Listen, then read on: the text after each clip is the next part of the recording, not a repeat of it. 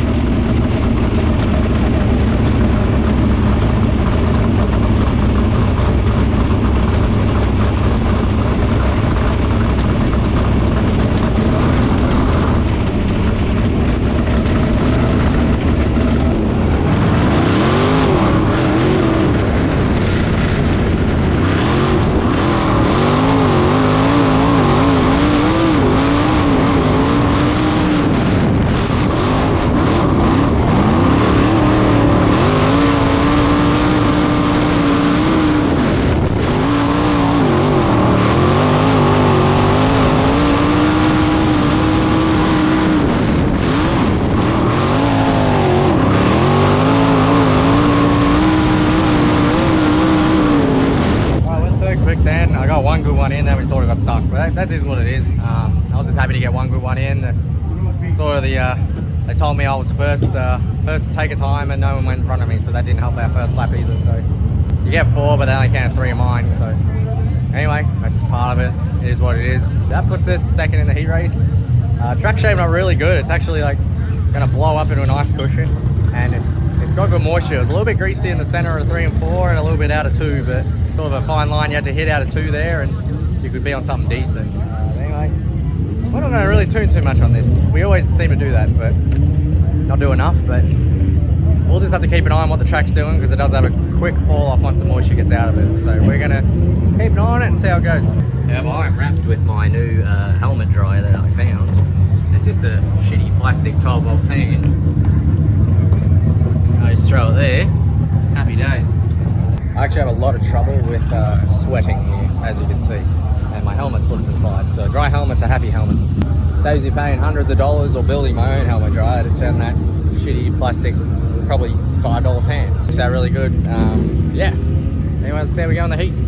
Good luck, buddy.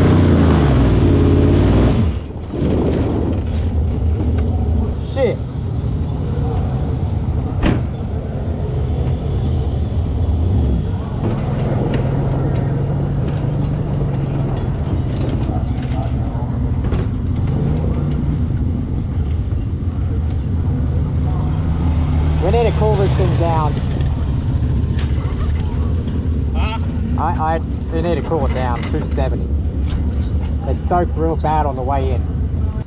Alright, I think this is working. So yeah, that was good. I am damn hot. I got a little jello at the end, that's for sure. And it looks like we got very hot and forgot to take the front radiator thing off. So, see Zach's taking it off there. If you can see it. I'm trying to get it to see it. There it is, a little shroud. Can't see with the light. Yeah, she got to like 260 heat soaking. I should have left it running. I should know better. But I sort of shipped. I seen it as soon as I switched it off because I never have a temperature issue. We've had one of these days before, but it didn't really matter. But anyway, just redrew Joshua's too. So first time I've started on the front row since my first ever race here in 2022 with Tyler. So that's pretty cool. We'll give her a go and see where it goes. I'm just trying to finish. Keep our nose clean. That's all we've been trying to do every week, and it's been paying off. Track is funky. Very funky. Track looks a little different than what I thought it was. What'd you say? It looks pretty different because it's not really about that rare. It looks like it's got moisture in it right now. So Yeah, right down here it does. That's what I'm on, yeah. we're sucking. I'll just show it too. Run your race. Run your race. Let's Yeah, I'm just gonna run the race, whatever it is. just keep where you're at. Try my hardest to win.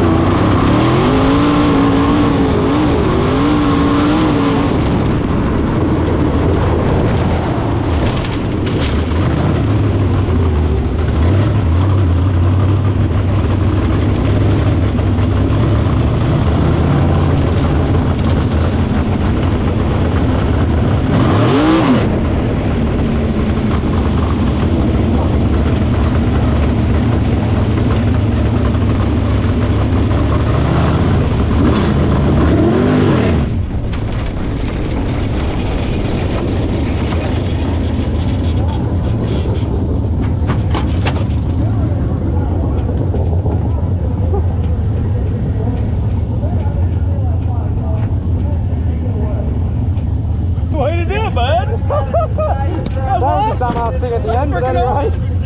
There's a stunt show too. Thanks, boys. Holy shit.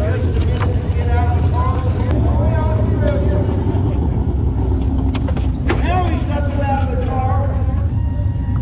Sort of.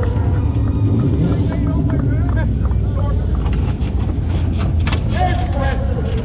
Come on, check it. There we go!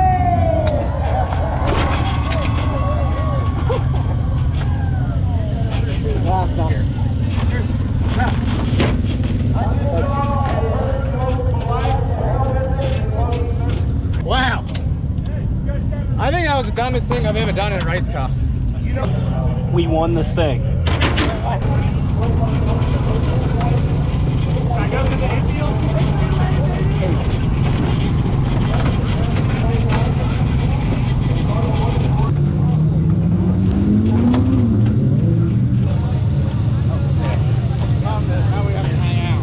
No, we don't. Yeah, we do. Number one. Got a little, not crazy, but like YouTube I needed to capture, but I was a little bit distracted, let's just say that. Huge, friggin' huge, let's just say that. Definitely the guys I wanted to win for. It was either that, the 3 cars I'd love to win for first, and purely for the fact is how I was cheated with them. 77 here, Tyler Sturgeon 77S, or AU, whatever we put on that night, or the 5T was what, and yeah, this is the car I'm in, so that's what we won our first race in. Pretty damn special. There she is in there. After a little jump, she's all right. Maybe we need new left side torsion bars, but the shocks are due for a rebuild anyway, so whatever. I dynoed them and I'm like, I actually wasn't that happy with them. I dynoed them at Jake Swanson's CSI's, his CSI dealer, so dynoed them there and wasn't terribly happy with them, but they obviously were enough last night. I don't even know what to say. That race was just, I knew our stuff was really good. We've just been hitting the little 1%ers every week, and everything we seem to do is positive. A couple things, like 1 or 2 things that were a little bit negative, but like it didn't hurt us. It wasn't detrimental to our performance. But anyway, we were good. Let's just say that. I gassed it up, but I'm like, man, this thing feels freaking sick. You know, like I'm not even on my shocks yet, and it feels real good with 4-wheel drive and all that jazz. And started off just starting on the shitty part of the track. Schnapp did a good job to push me out. I wasn't gonna like hit tires or anything because I hate doing that shit. Tried to get as good a start as I can. I think once I got halfway down the straightaway, I sort of caught back up. It's hard to start in that crumbly shit.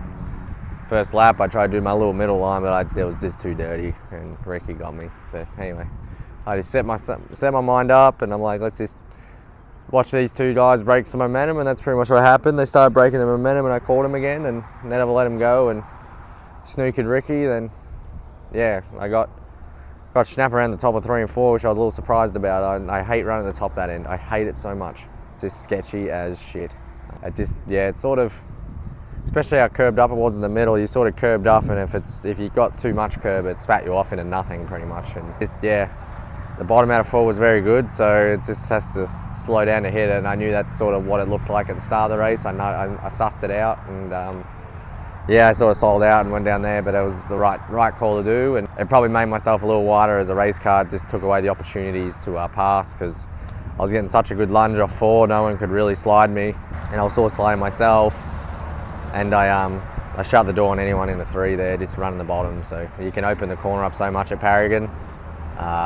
Wasn't probably the nicest thing to do, and then out of turn 4 I heard someone hauling the mail and shut the door, and it was actually Trey. Nearly snookered us 3 for 1 in 1 lap. So I have to thank obviously a few people. Like Brian Van Meveren gave me the chance to meet these guys, and I've never told you a story about this tree. It's my Inferno Armour tree, and I'm not sponsored by Inferno Armour. Yeah, that's my Inferno Armour tree. But I first got here 2019, didn't know anyone in America. Other than, I knew Scott Bennick because I met him with the Fitzpatricks when I come the first time, but I didn't really like make any personal connections. I was just on vacation. No one was here, and I just didn't know the culture. Like, everyone's got guns and shit. And yeah, called Jimmy on the phone ironically 5 years ago and said, hey, I'm at your house, how do I get in here? And like, Australian by himself in another country. And I never could hear from anyone. They're like, oh, it'll be 5 minutes, that's all I got.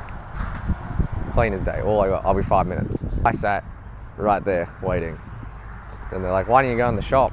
That shop. And I'm like, I don't know anyone.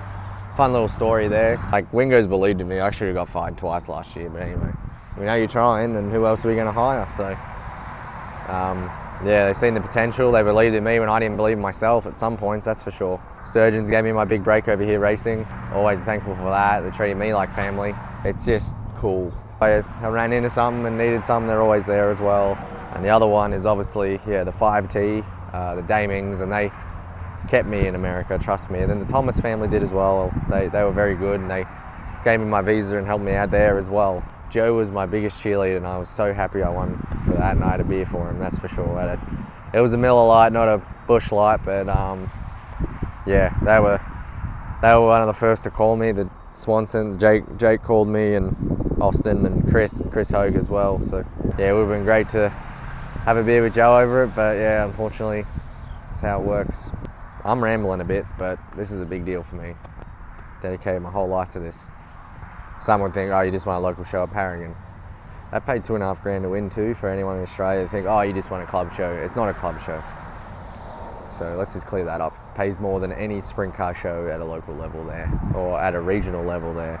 And I have to travel 40 minutes up the road to do it. It's easy. So yeah, not a club show.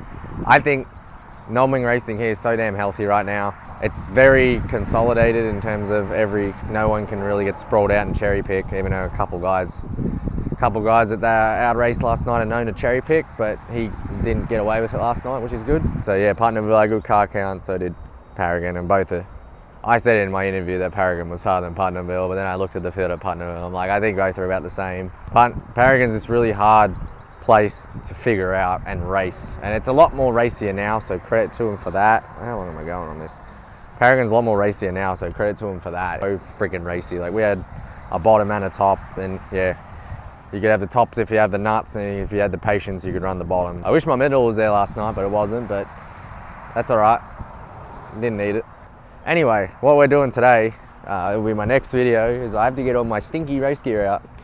I don't have my second set of Nomex, and I don't know where it is, but I have all my other suit in there, in my car, and I'm headed to Mola, 2.5 hours away, Mola Raceway in Ohio, and we're going to test John's car. We've been having a lot of grief with John's car. But yeah, John doesn't give up. I don't want him to give up. We have great partners, Drew Fab, Bright Finishing on that car. All my partners, Wilwood, Rod End Supply, Easy Print, local print shop, all that jazz. Mike Whitney has been a super soldier with that, and but anyway, we're going to head to Mola and see you down there.